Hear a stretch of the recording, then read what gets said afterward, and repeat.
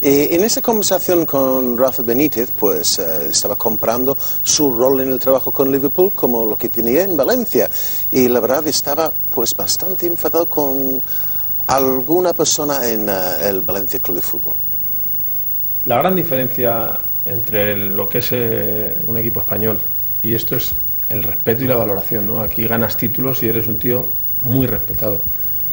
Bueno, yo ya sabes el problema que he tenido en Valencia con el director general, con Llorente, que es el que no valoraba ese trabajo. Entonces eso es lo que al final hace que te tengas que plantear el marcharte porque tu jefe es el que no te deja trabajar en condiciones. Hay un responsable máximo, ¿no? Que es el director general, que es Manuel Llorente. A partir de ahí, bueno, hay una serie de personas que le están consintiendo. Él sigue mandando en la sombra. Él tiene una teoría que es muy clara, ¿no? Él decía siempre, y por eso tiene, yo voy a decir, cabreados a todos los empleados.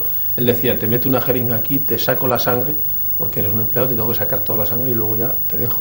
Esa es su forma de actuar, ¿no? Bueno, pues es su estilo de vida. Por desgracia, no tiene amigos, lo que tiene es gente que le teme, ¿no? Y eso es lo que le ocurre. Yo creía que tenía un amigo y al final me traicionó, claramente, ¿no? Él ahora está escondido, espera, luego sale como los escorpiones, te pega el picotazo y luego se vuelve a esconder. Cuando la cosa se queda más tranquila, vuelve a salir y esa es su forma de funcionar, ¿no? Y eso lo lleva a rajatabla, lo que pasa es que lo hace siempre un poquito a escondidas y en la sombra para que no sea él el que tenga que dar la cara. Si no llegas de por eso, seguirías en Valencia, supongo. Seguro. Pero yo ya lo dije, mejor que en Valencia no iba a estar en ningún sitio. Yo tenía el cariño y el respeto de la afición.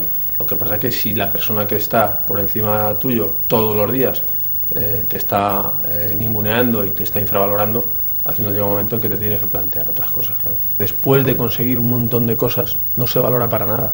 O sea, se ningunea el trabajo, se ponen en contacto con otros entrenadores, no te fichan nada de aquello que ellos mismos han prometido.